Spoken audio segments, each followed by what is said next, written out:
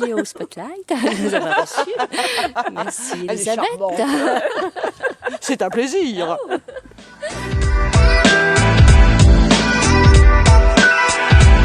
Bonjour Elisabeth. Je croirais dans un truc littéraire. Ah oui, tu crois, ouais, Est-ce que ça vous fait avez un lu peu- le dernier Houellebecq? C'est ça. En gros, ça fait très conventionnel d'être assise comme ça. C'est pas mal, on domine la salle. Mais en fait, tu sors de ton contexte artistique, du coup. Ah bah non, je suis sur scène. Oui, mais enfin, pas littéraire. Ah, pas littéraire, Ah, non. là, c'est Plus pas dans littéraire. l'action, Ouais, l'interaction. dans l'humour. Dans l'humour, toujours. Donc, en fait, en gros, ton boulot, humoriste. C'est ça. C'est ça? Comédienne aussi? Comédienne, je Ouais. le suis de temps en temps, j'aime bien. Ça me change, ça me fait une petite récré. Parce que c'est pas mes mots, les enjeux Ouais. sont pas les mêmes, c'est plus léger. Et en plus, il y a de partir en tournée avec une troupe, c'est toujours, C'est toujours très agréable. sympa. Ouais. On fait plein de rencontres, du coup. Oui, avec des parcours, des gens qui ont des parcours complètement différents, ça Mhm. ouvre un peu du petit milieu humoristique. Ouais. Et du coup, comment en es-tu arrivée là? À être Elisabeth On se Buffet, demande. sur scène, humoriste Ce fut un long parcours. On a Très combien long. de temps? longtemps. Non, ça a été un long parcours dans le sens où moi j'ai démarré cette carrière-là à 40 ans, Mhm. ce qui est un peu tardif pour être dans les jeunes talents. Bah, disons que c'est bien, au moins on se dit qu'il y a encore pour les femmes un peu plus âgées, tu te dis qu'il y a encore potentiellement Mais des projets. Bien sûr, il y a Ouais. plein de possibilités après 40 ans.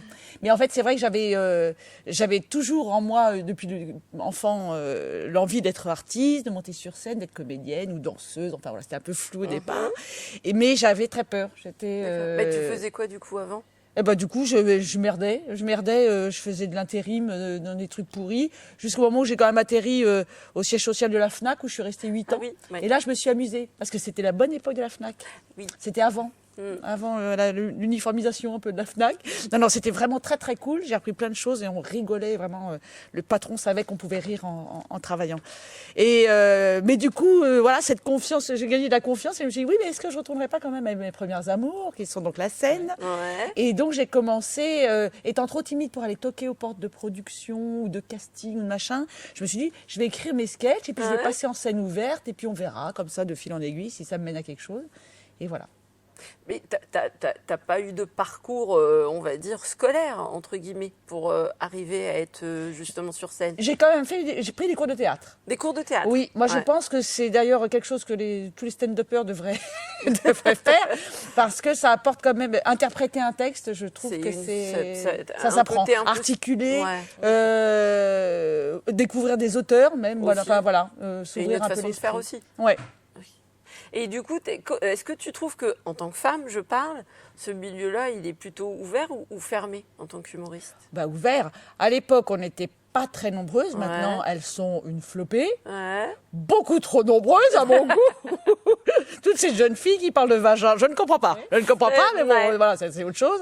Non, quand je suis arrivée, il n'y en avait pas tant que ça, mais Ouais. par contre, c'était plutôt un avantage parce que dans tous les plateaux qu'organisaient les productions ou les télévisions, ils Bah, disaient t'étais merde, dessus, quoi. il faut des filles. Ouais. Et comme il n'y en avait pas beaucoup, hop, une espèce de discrimination positive, voilà, ce qui fait qu'on était un peu mis en Et en maintenant, avant ça se régulièrement. bouscule. Et maintenant, ça se bouscule, voilà, mais je leur souhaite bien du courage. Ou pas. Voilà. Mais du coup, il faut que, toi, tu remarques dans le milieu humoriste, il faut un humour bien particulier pour se démarquer ou au final, parce que toi, tu as un humour bien particulier. Ouais, bah, c'est-à-dire qu'il faut arriver avec quelque chose de très sincère, un univers, effectivement, Ouais. qui ne soit pas interchangeable avec celui de quelqu'un d'autre, Ouais. ce qui n'est pas toujours le cas. Oui, aussi. Donc, il faut que les gens amènent vraiment, faut être assez sincère et assez. Se dire qu'est-ce que je suis, faut aller loin et en même temps, il faut que ça parle aux gens. Donc, Aussi. c'est ça. C'est pour ça que des fois, ça fait rire que soi et pas les gens. On ne sait pas pourquoi, c'est comme ça. Et en fait, nous, on t'a beaucoup vu en fait sur des vidéos, entre autres sur Facebook. Et en fait, tu as démarré comment? Donc, tu as continué avec justement ces vidéos? Ça oui. t'a apporté Au du départ, succès je ou voulais pas faire de vidéos sur Internet. Ouais. Je me disais, c'est pas mon métier. Moi, j'écris des sketchs, Ouais. je joue sur scène, je veux bien jouer au cinéma, je veux bien jouer au théâtre, mais moi, les vidéos Internet, ça me saoulait. Ouais. Et en fait, c'est quand même un outil indispensable Entre autres. pour nous, quand on n'a pas accès à la télévision ou à d'autres façons d'être promu. Donc du coup, il faut trouver ce qui fait plaisir, ce qui vous fait plaisir, ce qui vous correspond, parce que surtout, il faut rester fidèle toujours à soi, parce que sinon, ça se voit, c'est pas vous, ça colle pas, machin. Et du coup, j'ai commencé à prendre du plaisir, effectivement, à écrire des petits formats plus courts. L'écriture est un peu différente, faut être un peu plus direct. Bien sûr qu'il n'y a pas d'interaction, le rythme est plus soutenu, mais par contre, c'est vrai que c'est exigeant parce qu'il faut régulièrement poster toujours quelque chose. Pour toujours être ce au top putain niveau. d'algorithme qui me voilà. fait chier. Et donc, du coup, tu fais ça toute seule ou Toute seule. Ah ouais. Et du coup, pendant le confinement, j'en avais profité pour faire des montages avec des incrustations dans les films, carrément. Et ça me prenait 40 heures de montage et tout. Et j'ai découvert Final Cut. Mais j'avais un pote qui était au téléphone et qui me guidait. On était en écran partagé et tout. Il me guidait, il m'expliquait tout ça. Et du coup, voilà, j'étais toute contente d'apprendre un nouvel outil. Ça, c'était vachement enrichissant aussi. Et puis après, j'ai arrêté parce que vraiment trop oui, chronophage. ça prend trop de temps. Mais j'ai beaucoup aimé ça. T'as une nouvelle corde à ton arc. Absolument. Exactement. Je pourrais être monteuse Final Cut. Ouais. Et tout ça, autodidacte. Eh ben oui. Ouais. Mais c'est important de continuer à apprendre des nouvelles choses à toute époque de sa vie. Donc en fait, sur tout ce que tu as vécu au jour d'aujourd'hui au niveau de ta carrière, en fait, du coup, ça a été beaucoup autodidacte. Bah, de toute façon, l'artisanat, c'est toujours de l'apprentissage permanent, quoi. Permanent, parce que d'abord, il y a 15 ans, on rigolait pas tout à fait de la même façon. Moi, j'étais pas la même.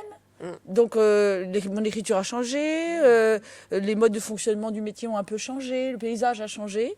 Donc, oui, faut bouffer de la scène pour apprendre à faire rire. Parce que même quand on sort, il y a des écoles d'humour qui sont super, il y a des écoles de théâtre, voilà, c'est super. Mais cette espèce de rapport au public, ça s'apprend qu'en le faisant. Voilà.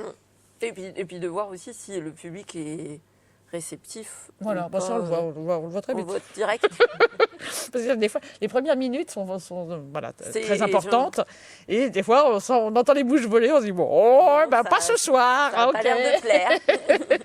Et est-ce que tu aurais une petite anecdote marrante à raconter à un moment donné que tu as eu sur scène Un truc marrant ou comme tu veux, comme tu le sens. Un truc marrant. Ouais, je sais pas, comme les gens peuvent être réceptifs. Ou pas. Parce que du coup, est-ce que tu as connu beaucoup de, on va dire, entre guillemets, défaites? Oui. Entre guillemets. Hein. Ah, mais moi, de toute façon, c'est comme les patineurs artistiques. Il faut se gameler pour Parce que du coup, arriver à faire un triple salto. Tu vois ce que je veux dire? Quand toi, tu es spectateur devant la scène, tu as l'impression que c'est formidable, c'est merveilleux. Mais du coup, c'est vrai que les gens, ils se rendent peut-être pas compte le nombre d'échecs qu'un artiste peut avoir avant d'être archi connu. Bien sûr, oui. L'échec fait partie de l'apprentissage. On apprend beaucoup mieux d'un échec que d'une réussite. Oui, j'en ai eu plein des échecs. Et effectivement, oui, par exemple, je me suis fait huer par tout un Olympia en première partie d'un crooner américain. Qui chantait et tout. Et d'abord, quelle bonne idée de mettre un humoriste en première partie d'un crooner.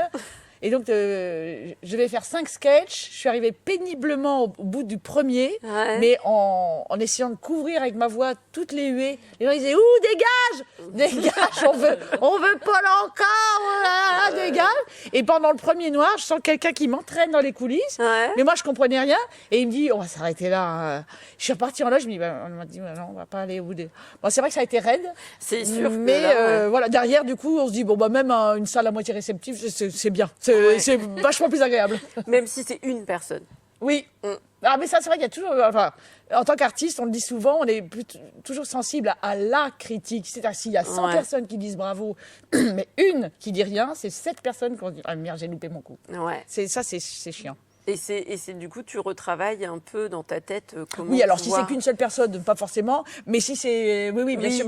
Là, mon spectacle est en rodage. Donc forcément, c'est la période où chaque phrase est en test, en quelque sorte. Donc maintenant, voilà, ça y est, ça fait 8-10 fois que je le joue. Donc je sais qu'il y a des endroits, ça marche, c'est sûr. Et des endroits où je me dis, alors soit je l'essaye un peu différemment, soit je le vire et je réécris, soit. Voilà. C'est le petit moment de ciselage. Et du coup, en tant qu'artiste, je suppose que tu vois dans les diverses départements, l'humour peut être un peu différent.